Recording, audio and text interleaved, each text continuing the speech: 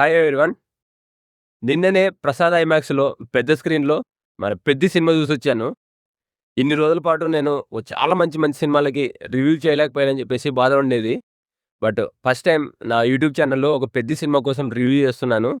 So, ఏదైతే మంచి మంచి సినిమాలకి రివ్యూ చేయలేనన్న బాధ ఉందో, ఈ 'పెద్ది' సినిమా ఈ రివ్యూతో మొత్తం పోతుందని చెప్పేసి ఎక్స్‌పెక్ట్ చేస్తున్నాను. సినిమా అంత బాగుంది. మనము సినిమా బ్లాక్ బస్టర్ తీస్తామా? లేదంటే హట్టర్ ఫ్లాప్ సినిమా తీస్తామా? ఆ సినిమా ఎంత రెవెన్యూ కలెక్ట్ చేసింది? ఎంత లాస్‌లో ఉండింది? అనేది పక్కన పెడితే, ఒక సినిమా తాలూకు ఒక నిజమైన కష్టము, ఆ సినిమా తాలూకు ఎంత కష్టపడ్డారనేది ఆ స్క్రీన్‌కి తెలిసిపోతుందని చెప్పేసి బుచ్చిబాబు గారితో మాట అన్నారంట. సో, ఈ 'పెద్ది' సినిమా చూసిన తర్వాత ఆ మెగాస్టార్ చిరంజీవి గారు చెప్పిన మాటలు నిజంగా అత్యంత అద్భుతంగా చాలా యాప్ట్‌గా అనిపించాయి. సినిమాలో ఈవెన్ ప్రతి సినిమాలో ప్రతి కార్నర్‌లో ఉన్న ఆర్టిస్ట్ నుంచి 'రామ్ చరణ్' వరకు అందరూ చాలా చాలా యాక్ట్ చేశారు. వాటితో పాటు ఈ ఆర్ట్ డైరెక్టర్ కష్టం కానీ, కెమెరామాన్ తాలూకు పనితనం కానీ, డైరెక్టర్ బుచ్చిబాబు గారి కష్టం కానీ, ఇలాగ ప్రతి ఆర్టిస్ట్‌లు అండ్ టెక్నీషియన్స్‌తో పాటు ప్రతి ఒక్కరు సినిమాకు చాలా చాలా కష్టపడి పనిచేశారనమాట. 'పెద్ది' సినిమా సూపర్ హిట్ బ్లాక్ బస్టర్ అవ్వడానికి రీజన్ ఏంటంటే, ఆ సినిమా తాలూకు కాంట్రిబ్యూట్ చేసిన ప్రతి ఒక్కరు కూడా ఆ కష్టాన్ని అంతా సమానంగా పంచుకున్నారు. సో, ఇకపోతే ఈ సినిమా గురించి మాట్లాడుకోని ముందర నేను ఒక ఇంపార్టెంట్ వ్యక్తి గురించి నేను ఈ సినిమాలోకెళ్దాం అనుకుంటున్నా. అదెవరంటంటే మన 'జగపతి బాబు' గారు. 'జగపతి బాబు' గారిని నేనొక సీనియర్ హీరోలతో పోల్చి ఒక ముందు తరం ఆర్టిస్ట్‌గా నేను పోల్చుకోవట్లేదు. ఆయన ప్రెజెంట్ కంటెంపరరీలో ఉన్న ఒక యాక్టరే. బట్ క్యారెక్టర్ ఆర్టిస్ట్‌గా ఎదుగుతున్నారు. సో, ఈ సినిమాకి బ్యాక్ బోన్ అని డైరెక్టర్ బుచ్చిబాబు గారు 'జగపతి బాబు' గారితో ఏ క్షణాన చెప్పారో గాని, నిజంగానే తను బ్యాక్ బోన్ లాగా ఫీల్ అయిపోయి ఈ సినిమాకి యాక్ట్ చేశారు. చాలా చాలా అద్భుతంగా నటించారనమాట. 'జగపతి బాబు' గారిని ఈ సినిమాలో చూస్తే ఒక 'నానా పటేకర్' గాని, ఒక 'నజరుద్దీన్ షా' గాని, తర్వాత ఒక 'పరేష్ రావల్' గారు గాని, లేదంటే 'అనుపమ్ ఖేర్' గారు గాని, ఇలాంటి వాళ్ళతో పోల్చినడంలో కూడా ఏమాత్రము అతిశయోక్తి కాదు. అంత బాగా యాక్ట్ చేశారు. నిడివి ఉండేది జస్ట్ ఒక 10 నిమిషాలు గూడా సరిగా ఉండదు. మన 'జగపతి బాబు' గారు సినిమాలో డ్యూరేషన్. బట్ తను మొత్తం ప్రతి ఫ్రేమ్‌కి కూడా 'జగపతి బాబు' గారు ఉన్నట్టు తీసిల్పారు ఆ సినిమాకు. 'జగపతి బాబు' గారు హ్యాట్స్ ఆఫ్ అసలు. ఇకపోతే కథ విషయానికొస్తే మొన్న రీసెంట్‌గా జరిగిన సక్సెస్ మీట్‌లో 'జగపతి బాబు' గారు ఓ మాట అన్నారు. ఈ కథ చాలా చాలా చాలా సెన్సిటివ్‌గా ఉండే ఆ కథ. చెప్పాలంటే ఒక 100 సంవత్సరాలు నిండిన వ్యక్తికి, ప్రాణంతో ఉన్న వ్యక్తికి మళ్ళీ 100 సంవత్సరాలు ఆయుష్ పోయేసేలాంటి కథ అనమాట ఇది. చాలా సెన్సిటివ్‌గా ఉంది. ఏమాత్రం తేడా వచ్చినా కూడా మనల్నందరిని టీజ్ చేసింది. బట్ బుచ్చిబాబు గారు డాష్ అంత సెన్సిబుల్ టాపిక్ తీసుకొని బుచ్చిబాబు గారు ఈ సినిమాని తెరకెక్కించడం అనేది చాలా అత్యద్భుతంగా ఉంది. సో, ఈ సినిమా చూసిన ప్రతి ఒక్కరు కూడా 'రామ్ చరణ్' గారు ఇంక్లూడింగ్ డైరెక్టర్ గారు కూడా 'రామ్ చరణ్' గారు 90% ఈ సినిమాని ఒక భుజాలకెత్తుకొని ఈ సినిమాని నడిపించారని జెప్పేసి అంటున్నారు. బట్ నాకు మాత్రము అది నిజమే. కరెక్టే. 'రామ్ చరణ్' గారు అంత బరువును మోస్తూ ఈ సినిమాని నడిపించారనమాట. Hats off to 'Ram Charan.' But 'Jagapathi Babu' గారు ఆ బ్యాక్ బోన్‌గా ఉండి సో, ఒక పెద్ద మేరు పర్వతాన్ని తను భుజాల మీద మోస్తూ చివరిగా 'రామ్ చరణ్' గారి భుజాల మీద పెట్టి ఎళ్ళిపోయినట్టుందనమాట. సో, 'జగపతి బాబు' గారి తర్వాతనే నేను 'రామ్ చరణ్' గారిని పొగుడుతాను ఈ సినిమా గురించి. సో, 'జగపతి బాబు' గారు నాకు అంతగా నచ్చారు ఈ సినిమాలో. తను చేసిన రోల్స్‌లలో ఇది కంప్లీట్‌గా స్టాండ్ ఔట్ అవుతుందని చెప్పేసి ఎక్స్‌పెక్ట్ చేస్తున్నా. Hats off to 'Jagapathi Babu' గారు. ఇకపోతే ఈ సినిమా కథాంశం ఏంటంటే, ఒక విలేజ్ తాలూకు అక్కడున్న పౌరులకు గాని, ఆ విలేజ్‌కి కానీ ఒక గుర్తింపుని తీయడం కోసము ఒక యోధుడి పోరాటం అన్నమాట. మొత్తం బ్యాక్‌డ్రాప్ అంతా దీని మీదనే నడుస్తుంది. ప్రతిపక్షాలు ఏ క్షణాన ఎళ్ళిపోయి 'రామ్ చరణ్' గారికి ఈ సినిమా పార్ట్ ఇవ్వదండి. సి ఆహ్, 'రామ్ చరణ్' గారు మొత్తం ఆ సినిమాకి తగ్గట్టుగా ఆ ఊరికి గుర్తింపు తీసుకురావడం కోసం, ఆ ఊర్లో ఉన్న ప్రజలందరికీ గుర్తింపు తీసుకురావడంతో పాటి తన ఒక సొంత ఐడెంటిటీ కోసం కష్టపడినట్టుంది ఈ సినిమాలో. అంటే 'రామ్ చరణ్' గారి స్థాయికి అంత ఎదిగిన తర్వాత కూడా సొంత ఐడెంటిటీ కోసము తాపత్రయపడుతూ యాక్ట్ చేసినట్టుందనమాట. ప్రతి ప్రతి ఫ్రేమ్‌లో కూడా అది ప్రూవ్ అవుతుంది. సో, అది hats off to 'Ram Charan' అనమాట. అంత బాగా కష్టపడి యాక్ట్ చేశారు ఈ సినిమాలో. సో, నేను చెప్పే ఈ సినిమా రివ్యూ అనేది ఒక లో పాయింట్‌ని పట్టుకొనో, లేదంటే ఏదైనా ఒక వీక్ పాయింట్ సినిమాలో ఉన్న దాని గురించి పట్టుకొని, దాని గురించి క్రిటిసైజ్ చేస్తూ మాట్లాడినట్టుగా అయితే ఉండదు. సో, కొన్ని సూపర్ హిట్, బ్లాక్ బస్టర్ అనే సినిమాలలో కూడా కొన్ని ఫ్లాస్ ఉండొచ్చు. అలానే ఒక అట్టర్ ఫ్లాప్ సరిగ్గా రెవెన్యూ కలెక్ట్ చేయలేదనే సినిమాలో కూడా కొన్ని నేర్చుకునే విషయాలుండొచ్చు. ఈ సినిమా ఎలాంటిదంటే నిజంగా కత్తి మీద సాము లాంటిదనమాట. సో, ఈ డైరెక్టర్ 'బుచ్చిబాబు సన' గారు ఈ సినిమా పాయింట్‌ని రాసుకొని దాన్ని 'రామ్ చరణ్' గారికి తెరకెక్కించినప్పుడే ఇది ఫ్లాప్ బస్టర్ అయిపోయినట్టు అనిపించింది సినిమా నాకు. సో, తను అంత కాన్ఫిడెంట్‌గా ఈ సినిమాని రాసుకొని యాజ్ ఇట్ ఈస్‌గా తను అనుకున్న పాయింట్‌ని అనుకున్నట్టుగా చెప్పినట్టుగా అనిపించింది. ఎక్కడ కూడా హీరోయిజం కానీ, ఎక్కడ కూడా మాస్ ఎలివేషన్స్ గాని, ఒక హీరో ఇమేజ్‌ని కానీ, లేదంటే ప్రెజెంట్ ఒక కమర్షియల్ వాల్యూస్ లేదంటే ఒక ప్రెజెంట్ కంటెంపరరీ ఉన్న సినిమా ఫార్మాట్‌ని కానీ మొత్తం బ్రేక్ చేసుకుంటూ తను చెప్పిన తను అనుకున్న కథని, తను రాసుకున్న కథని ఆర్గానిక్‌గా మట్టిలోంచి వాసన వచ్చేటట్టుగా యాజ్ ఇట్ ఈస్‌గా చెప్పగలిగారు.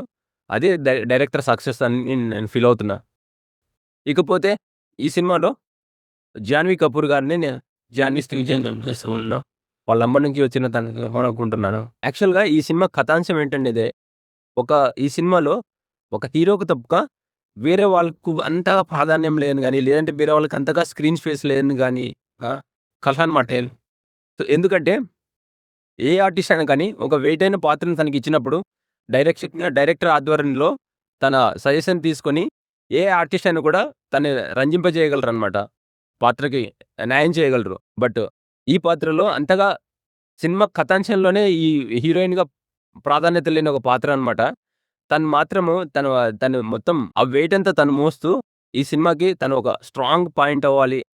తను కూడా ఒక అసెట్ అవ్వాలని ఒక ఇంటెన్షన్‌తో కసిగా యాక్ట్ చేశారు. జానీ శ్రీదేవి గారు చాలా చాలా బాగా యాక్ట్ చేశారు. ప్రతి సినిమాకు ఈ కలర్ తీస్తున్నారని కానీ, పెళ్లి సినిమాకు ఒక ఆర్గానిక్ మట్టి ఇంకెవరు తీస్తున్న నాకి ఆర్ట్ డైరెక్టర్ మాత్రం ప్రాణం పెట్టినారనిపించిద్ది. స్టార్టింగ్ నుంచి ఎండ్ వరకు మనం అక్కడే ఆ కొండ ప్రాంతంలో ఆ ప్రజల మధ్యనే ఉండి మట్టి వాసన దగ్గరకు ఉన్నామన్న ఫీలింగ్ ఉంటుందన్నమాట. ఆర్ట్ డైరెక్షన్ చాలా చాలా బాగుంది. సో, ఒక సినిమాటిక్ వాల్యూస్ అంటారు గదా! ఆ వాల్యూస్ ఒక ఆర్ట్ డైరెక్టర్ మాత్రమే చూపించగలరనమాట. సో, తర్వాత కెమెరామెన్ రత్నవేలు గారు కెమెరా వర్క్ అంతగా బాగుంది. ముఖ్యంగా బొమ్మని రామ్ గారు శ్రీలంక ఎపిసోడ్స్ కొన్ని ఉంటాయి. తను ట్రెక్కింగ్ చేసుకుంటూ కొండల మీద ఎళ్ళిపోయే సీన్స్ అవి ఎంత బాగున్నాయంటే, నేను ప్రసాద్ ఐమాక్స్ బిగ్ స్క్రీన్‌లో సినిమా చూశాను. అది ఐమాక్స్ కాదు. బట్ ఆ విజువల్స్ చూస్తుంటే అది నిజంగానే ఐమాక్స్ ఎక్స్‌పీరియన్స్ అన్నట్టుగా ఆ నేచర్‌ని చాలా చాలా అద్భుతంగా తెరకెక్కించారనమాట. రత్నవేలు గారి ఎక్స్‌పీరియన్స్ మొత్తము ఈ పెద్ద సినిమా ద్వారా కనపడుతుంది. కెమెరా వర్క్ చాలా చాలా బాగుంది. కెమెరామెన్ లేకపోతే ఈ పెద్ద సినిమా ఇంత ఆర్గానిక్, ఇంత మట్టి ఫ్లేవర్ రాదని చెప్పేసి నేను బలంగా అనుకుంటున్నాను. మన యానిమల్‌లో ఒక ఆర్టిస్ట్ ఉన్నారు. మిల్‌త్రా లామా అని చెప్పి. ఆ ఆర్టిస్ట్‌ని కూడా ఈ సినిమాలో తీసుకోవడం జరిగింది. బట్ ఫస్ట్ నుంచి చివరి వరకు తనకు వెయిట్‌కి తగ్గట్టుగా రోల్ కాదనిపించిందనమాట. బట్ క్లైమాక్స్‌లో జస్ట్ ఒక 5-10 సెకండ్స్ ఒక చిన్న ఎక్స్‌ప్రెషన్స్ ఉన్నాయి. హీరోని ఎలివేట్ చేసే ప్రాసెస్‌లో. సో, ఈ ఉపేంద్ర గారు ఆ సినిమా మొత్తం పెద్ది తాలూకు ఉన్న ఒక ఎమోషన్ అంతా ఒక 10 సెకన్లలో చూపించినట్టు అనిపించింది. అంత బాగా యాక్ట్ చేశారనమాట. సో, ఆ లెజెండే ఆ కృతులన్నీ చేసుకున్నారు. నేను ఫస్ట్‌లో అనుకున్నా, మన బుచ్చిబాబు గారు ముందు నుంచి చివరి వరకు చూసినా కూడా ఏమి అంతగా పెద్దగా వెయిట్ లేనంతలా ఈ క్యారెక్టర్ ఎందుకు ఈ రోల్‌ని తనని ఎంచుకున్నారు అని డౌటొచ్చిందనమాట. చెప్పాలంటే కోపమొచ్చింది. బట్ లాస్ట్‌లో ఒక 10 సెకన్ల పాటు తన యాక్టింగ్ ఆ ఎమోషన్ మాత్రము పిండేశారనమాట. ఒక పెద్ద సినిమాకున్న కంప్లీట్ ఎమోషన్ అంతా ఆ 10 సెకన్లలో చూపించేసి అది ఆడియన్స్‌కి డిస్ట్రిబ్యూట్ చేశాడు. అది చాలా చాలా అద్భుతంగా ఉందనమాట. సో, అది డెఫినిట్‌గా మిగతా డైరెక్టర్స్‌కి, రైటర్స్‌కి చాలా చాలా ఇన్‌స్పైర్‌గా ఉంటుంది. ఇలాంటి కథలు రాసుకొని కూడా మనం ఆర్గానిక్ స్టైల్‌లో చెప్పి బ్లాక్ బస్టర్‌లు కొట్టొచ్చని చెప్పేసి బుచ్చిబాబు గారు ప్రూవ్ చేసినట్టు అనిపించింది. ఒక ముఖ్యమైన వ్యక్తి గురించి చెప్పాలి. అతనెవరంటే మన శివరాజ్ కుమార్ గారు. శివరాజ్ కుమార్ గారి యాక్టింగ్ ఎలా ఉందంటే, డెఫినిట్‌గా ఒక సినిమాలో ఒక హీరోకి చాలా చాలా వెయిట్ ఉన్న పాత్ర ఉంటుంది. సో, బట్ ఇక్కడ రామ్ చరణ్ గారి పక్కన మెగాస్టార్‌ని ఉంచినా, లేదంటే శివరాజ్ కుమార్ గారిని ఉంచినా, లేదంటే ఇంకా ఎవరు పెద్ద పెద్ద వాళ్ళని ఉంచినా కూడా అది హీరోకి ప్రాధాన్యతనగానే ఉంటుంది కానీ, మిగతా ఆర్టిస్ట్‌లు పెద్ద ఆర్టిస్ట్‌లు కదా అని చెప్పేసి వాళ్ళకి ప్రాధాన్యం ఉన్నట్టుగా ఉండదు. కాకపోతే ఇక్కడ శివరాజ్ కుమార్ గారు, రామ్ చరణ్ గారి మధ్యలో యాక్ట్ చేసేస్తుంటే నిజంగానే ఒక జూనియరు, ఒక సీనియర్ దగ్గర యాక్ట్ చేస్తున్నట్టుగా అనిపించింది. సో, మన 'శివరాజ్ కుమార్' గారు ఆ పాత్రకి అయితే ఎంతగా న్యాయం చేశారంటే ఒక 200%, 300% ఎంతగా చెప్పుకున్నా కూడా తక్కువే. అంత బాగా న్యాయం చేశారు. తన సీనియారిటీని, సిన్సియారిటీగా ప్రూవ్ చేసుకున్నారనమాట. తను జస్ట్ ఒక బాడీలో మొత్తము యాక్టింగ్ చేయనక్కర్లేదు. కళ్ళతో కూడా యాక్టింగ్ చేయొచ్చు అన్నట్టుగా కొన్ని సీన్స్ ఉంటాయి. అవి చాలా చాలా హైలైట్. అవి నిజంగానే 'శివరాజ్ కుమార్' గారు ఎందుకన్నా నట చక్రవర్తి తర్వాత లెజెండ్ అని ఎందుకు అయ్యారు అనేది ఈ సినిమాలో జస్ట్ ఒక 15 నిమిషాల రోల్ చూస్తేనే మనకు క్లియర్‌గా అర్థమైపోతుంది 'శివరాజ్ కుమార్' సీనియారిటీ ఏంటనేది. 'శివరాజ్ కుమార్' గారి గురించి చెప్పబోయే ముందర ఈ విషయం గురించి చెప్పాలి. తను ఈ 'పెద్ది' సినిమా సెట్స్‌కి రాకముందు తను క్యాన్సర్‌తో పోరాడారు. సో, ఈ క్యాన్సర్‌తో పోరాడి వచ్చి 'పెద్ది' సినిమాలో ఒక పహిల్మాన్ పాత్రను పోషించారనమాట. ఎవరైనా కూడా ఒక హాస్పిటల్ నుంచి డిశ్చార్జ్ అయిన తర్వాత తనకు హెల్త్ పాయింట్ ఆఫ్ వ్యూలో మొత్తం ఆ కళ్ళల్లో తేజస్సు తగ్గిపోతుంది. బాడీలో స్ట్రెంత్ తగ్గిపోతుంది. మొత్తం యాక్టివ్‌నెస్సే తగ్గిపోతుందనమాట. సో, 'శివరాజ్ కుమార్‌గా' క్యాన్సర్ నుంచి చిప్పురుకు యాక్ట్ చేశారు. 'రామ్ చరణ్' గారిని ఒక దూది పింజలా తీసి ఇసిరి కొట్టే సీన్ ఉంటుంది. అది తీసాకనే 'శివరాజ్ కుమార్' గారు ఎత్తేసి విసిరేసారన్నట్టులో. సో, తన సీనియారిటీ ఏందనేది చిన్న చిన్న క్లిప్స్‌లలో ఒక 5 సెకన్లు, 10 సెకన్ల క్లిప్‌లలో క్లియర్‌గా కొట్టించినట్టు కనపడుతుందనమాట. 'రామ్ చరణ్' గారు 'శివరాజ్ కుమార్' గారిని అంతగా అభిమానిస్తాను కాబట్టి తను లిబర్టీ తీసుకొని చెప్తున్నాను. ఈ సినిమాలో 'శివరాజ్ కుమార్' తర్వాత 'రామ్ చరణ్' గారి మధ్యలో వచ్చే సన్నివేశాలు మాత్రము ఒక జూనియర్, సీనియర్ దగ్గర యాక్ట్ చేస్తున్నట్టుగా అనిపించింది. So, hats off 'Shivaraj Kumar' గారు. సో, అంత వేరియేషన్ ఉండేటట్టుగా యాక్టింగ్ ఉన్నా కూడా ఒక సీన్ ఉంది. ఒక హాస్పిటల్ సీను. చరణ్ గారు డామినేట్ చేసేసారు మొత్తం. ఆ స్క్రీన్ అంతా తనే ప్రెజెన్స్ అయిపోయి ఆ సీన్‌లో ఉన్న వెయిట్‌నెస్ అంతా చాలా చాలా బాగా యాక్ట్ చేశారు. సో, మన సినిమా ఇండస్ట్రీలో ఒక్కొక్కరి ఇమేజు ఒక డైరెక్టర్ చేతిలో పడిన తర్వాత ఒక స్టెప్‌కి ఎళ్ళడం జరుగుతుందనమాట. సో, డెఫినిట్‌గా ఈ 'బుచ్చిబాబు' గారు సన్న డైరెక్షన్‌లో చేసిన ఈ 'పెద్ది' సినిమా 'రామ్ చరణ్' గారిని ఇంకో స్టెప్ కాదు గదా! మెగాస్టార్ స్థానానికి తీసుకెళ్ళిపోతుందేమో అని జెప్పేసి అనుకుంటున్నాను.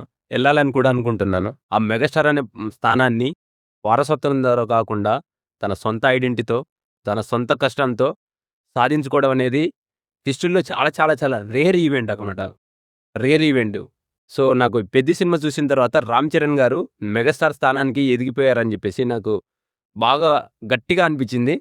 ఈ సినిమాకి నేను ఎక్కువగా ఎక్కడ కనెక్ట్ అయ్యానంటే, మేము కూడా పల్లెటూరు నుంచి వచ్చిన వాళ్ళమనమాట. మాది పల్లెటూరే. మా నాన్న రైతు. ఈ 'పెద్ది' సినిమా గురించి మాట్లాడుకుంటూ ఎళ్తుంటే ఇంకెంతైనా మాట్లాడొచ్చు. సో, నేను చాలా సంవత్సరాలుగా మంచి మంచి సినిమాలకి రివ్యూ చెప్పలేకపోయాను. ఎందుకంటే ఒక రివ్యూ చెప్పేసి ఒక సినిమాని డిస్ట్రాక్ట్ చేయడం ఎందుకు? లేదంటే ఒక సినిమాని క్రిటిసైజ్ చేయడం ఎందుకు? ఒక సినిమా ఒక క్రియేటర్ వర్క్‌ని మనం ఎందుకు పాయింట్ ఔట్ చేయడం ఎందుకని నేను సినిమాలకి రివ్యూలు చెప్పడానికి ఎప్పుడు కెమెరా ఫేస్ చేయలేకపోయాను. బట్ నేను ఇప్పుడు ఆ లోటు ఏదైతే ఉందో ఈ 'పెద్ది' సినిమాకి రివ్యూ చెప్పడం ద్వారా మొత్తం తీరిపోయిందనిపిస్తుంది నాకు. So, I am so fortunate to share my review on 'Peddi' movie. So, ఇలాగా ఒక మంచి సినిమాని చూసిన తర్వాత నేను సినిమాకి రివ్యూ చెప్పాలని చెప్పి డిసైడ్ అయ్యాను. సో, నేను ఏదైనా సినిమాకి రివ్యూ చెప్పలేదంటే దాని అర్థం అది సినిమా బాగాలేదని కాదు. బట్ లాస్ట్ ఒక 7 ఇయర్స్ నుంచి నేను సినిమాలు చూడడం చాలా చాలా తగ్గించాను. హార్డ్‌లీ ఒక సంవత్సరానికి ఇప్పుడు 4, 5 సినిమాలు కూడా చూడలేకపోతున్నాను. సో, దీని ప్రయారిటీస్ వల్ల. సో, డెఫినిట్‌గా ఇంకా ఇలాంటి మంచి సినిమాలు రావాలి. అన్ని బ్లాక్ బస్టర్ రావాలి. కథలు మాత్రము మొత్తం ఒక న్యూ డైరెక్షన్ తీసుకొని ఎళ్ళిపోయి ఒక 'పెద్ది' స్టైల్‌లో ఉన్న కథలు ఎక్కువగా రావాలని చెప్పేసి కోరుకుంటూ thank you very much for watching my lengthy video.